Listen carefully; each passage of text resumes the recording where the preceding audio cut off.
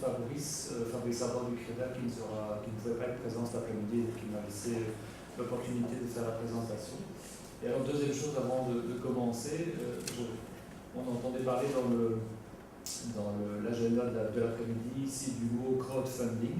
Je trouve ça assez intéressant parce qu'en fait c'est quelque chose qui est un peu à la mode pour l'instant. On entend beaucoup parler de crowdfunding, mais j'aurais tendance à dire, nous étant les coopératives, on fait ça depuis quelques années sans le dire, nous depuis 2006, et au final c'est un peu la même chose que maintenant ça vient un peu à la mode dans des autres domaines, mais c'est un peu la même chose que les coopératives. Alors, nous aussi on a une boucle qui est à l'origine quelque part de la coopérative. C'est l'idée de mettre ensemble dès le départ un peu d'argent citoyen pour acheter une éolienne et puis maintenant une partie d'une deuxième. Et avec l'idée dès le départ mais bon, c'était encore peut-être utopique à l'époque en 2006, c'était de dire on ne veut pas que ça soit qu'un investissement financier, mais on veut aussi que ce soit quelque chose qui puisse rapporter aux coopérateurs autre chose que de l'argent via de la revente de l'électricité. Et j'aurais tendance à dire maintenant, 8 ans plus tard, on commence à se rapprocher et à terminer à boucler la boucle. Alors, en quelques mots, donc le projet clé, c'est la coopérative citoyenne qui est à l'origine du parc éolien de Leuze-en-Hainaut. Le parc éolien qui a été développé en partenariat, et je pense que c'est une des premières fois où ça se produit de cette façon-là, ça a été développé en partenariat avec Electravel et avec IDETA. Mais l'origine, l'idée de départ était une idée citoyenne de quelqu'un de la ville qui a voulu développer les choses et qui a rassemblé autour de lui toute une série de compétences. Et donc au final maintenant, nous sommes entièrement propriétaires d'une des 10 machines du parc éolien.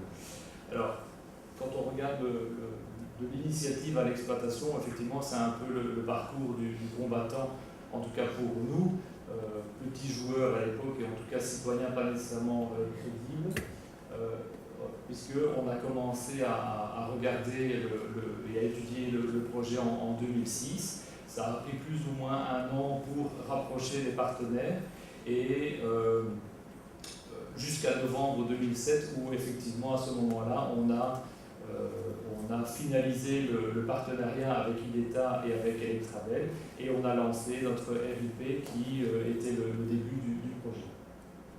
Alors à ce moment-là, on était toujours une association de fait entre plusieurs personnes, mais quand on a lancé la RIP, on a été forcé quelque part de concrétiser les choses via la création de la coopérative et qui a été suivi par la création de PELS, qui est notre société d'exploitation qui détient réellement la machine. Donc la coopérative a été créée en 2008 avec 26 coopérateurs qui ont mis ensemble 1/10 des frais d'exploitation du partenariat. Et donc, puisqu'on était vraiment en partenariat, c'est nous, PELS, et donc la coopérative, qui avons introduit la demande de permis. Et donc, le permis a été accordé pour l'ensemble du parc à PELS.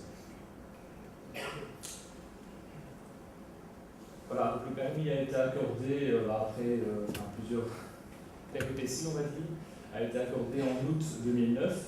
Et donc, selon l'accord initial, puisque nous avions le permis pour les 10 machines, on a eu une répartition du permis entre les 3 partenaires. Et donc, Electravel a reçu 7 permis, ou en tout cas 7 droits d'installation, IDETA 2 et PELS en a conservé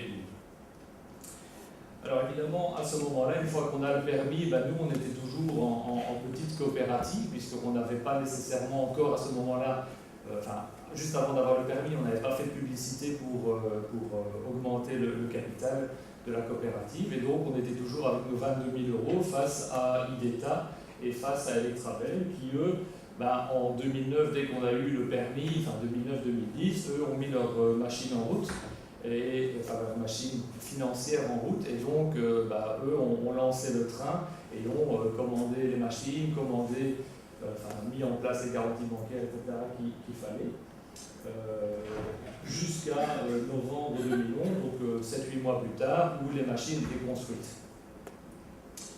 Alors, pendant ce temps-là, nous, on devait essayer de voir comment est-ce qu'on allait suivre ce train, et une négociation a eu lieu avec IDETA qui était relativement ouvert et facile à mener, dans le sens où on a discuté avec eux que eux préfinancent en fait notre machine. Alors préfinancer, c'est bien, mais la contrepartie c'est quoi? C'est que si on n'arrivait pas à atteindre, ou à les refinancer à un moment donné, eux prenaient la machine, et in fine, eux auraient eu 3 machines et Trabel aurait eu les 7 autres, et nous, les citoyens, on aurait été sortis du jeu. Et donc on a utilisé tout ce temps-là, temps de préfinancement et de construction de la machine par IDETA. Donc c'était intéressant, c'est que eux, du coup, ont supporté les risques de construction, mais on a mis tout ce temps-là à chercher de nouveaux coopérateurs, ça c'était une chose, mais à aussi essayer de boucler le financement, parce qu'évidemment on n'a pas pu financer entièrement par les coopérateurs l'investissement total. Et quelques mois plus tard, puisqu'en novembre 2011, on a, donc 1 an après le début des travaux, on va dire, on a refinancé entièrement IDETA, et donc depuis le mois de novembre 2011, on est propriétaire de notre machine et on l'exploite personnellement et entièrement. Alors,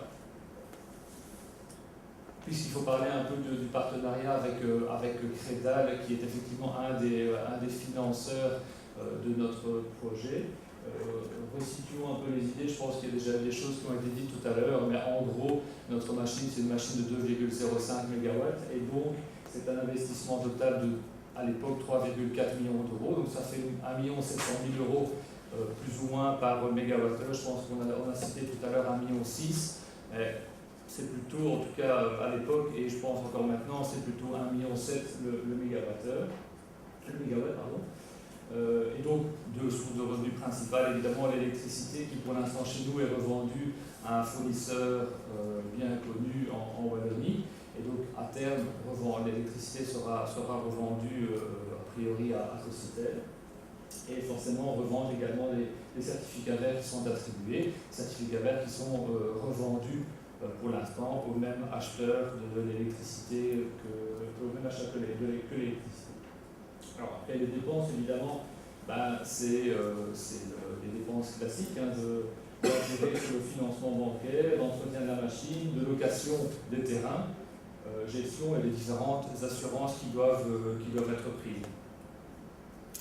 Alors quand on regarde maintenant le financement de la coopérative, il y a 3 parties principales. La première partie, c'est le capital de la coopérative qui a évolué en fonction du graphique.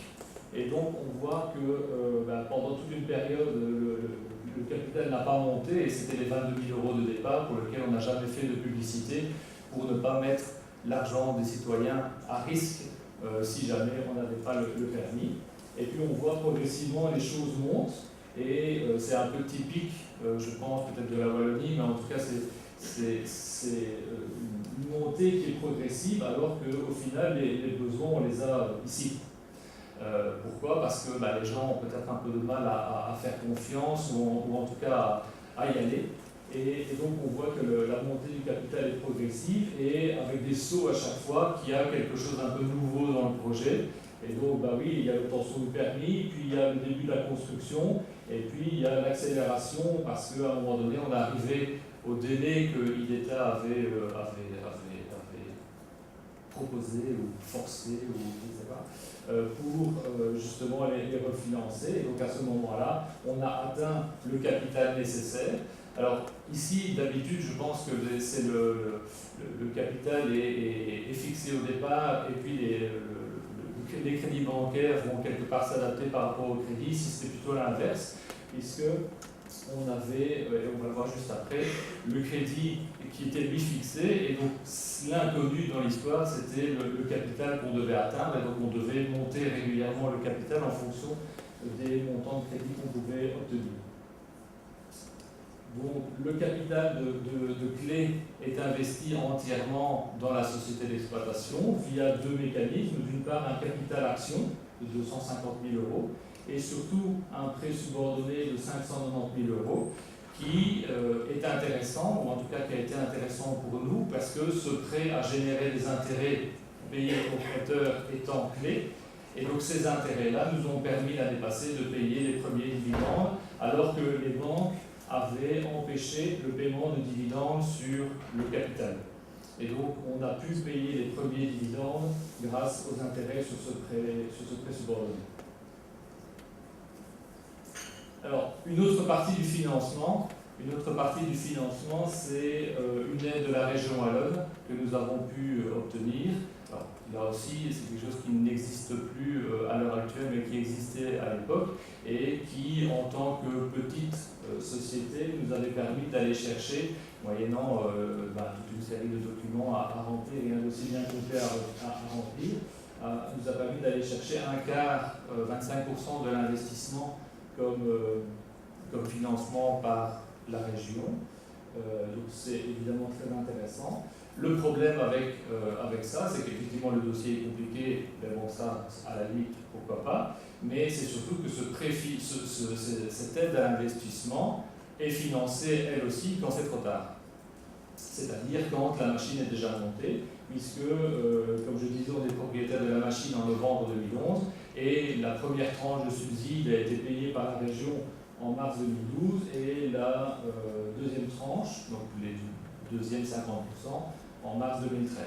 Et donc, on était toujours en 2011, on savait qu'on allait avoir le subside, ça c'était sûr, mais il fallait trouver une source de préfinancement de ce subside.